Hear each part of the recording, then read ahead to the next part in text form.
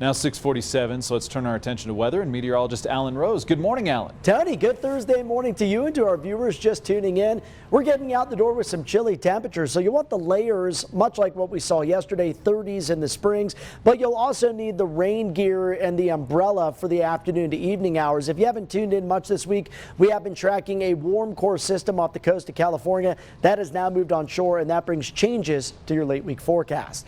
Currently in Pueblo, we're at 37 degrees, below freezing though across parts of the eastern plains, the mountain valleys, West Cliff, the cool spot, waking up to temperatures in the upper 20s. Now with that area of low pressure slowly moving across California during the day on Wednesday and now settling into Nevada this morning, it is increasing moisture across the western slope. Areas west of the Continental Divide seeing a mix of lower elevation rainfall and higher elevation snowfall, generally above about 10,000 feet. There is the center of that area of low pressure. That'll migrate eastward over the next 12 to 24 hours, bringing us an unsettled change to the late week forecast. So for the school day today, starting out with certainly jacket weather for the little ones, 39 degrees at 8 a.m. Nice and mild this afternoon. So no big change temperature-wise today compared to what we've seen the past few days. We will see a cool down by Friday, and rain should hold off even as the bell rings and lets the students out of school late this afternoon. Let's time out the incoming changes. By noon,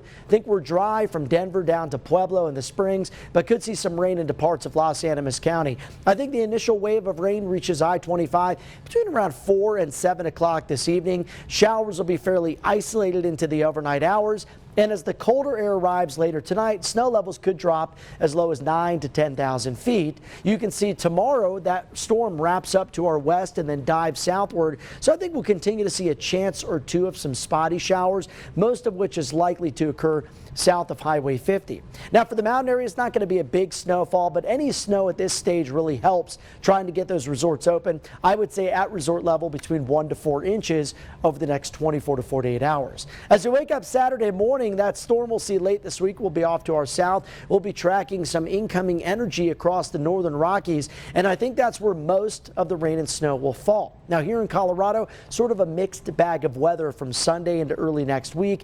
I think any precip is going to focus over the mountain areas. The plains will be breezy to gusty, generally dry as we look into the extended forecast. All right, highs today will be in the 60s and 70s. Mild today, turning cool and a bit unsettled Friday. And there you see in the extended forecast, I've removed the rain chance on Monday, replacing it with that breezy to gusty wording. For Pueblo, similar setup here. Watching out for some thunderstorms today. Some could be severe just south of Highway 50. Spotty rain and cooler temperatures into Friday. For Canyon City, thunderstorms late this afternoon to this evening. We'll see some spotty rainfall Friday, and then sunshine returns just in time for the weekend. For Woodland Park, most of what falls here would be rain this afternoon, but it could briefly mix with some snow overnight tonight into Friday morning. Might see some accumulations on grassy surfaces. I think the roads should be in okay shape.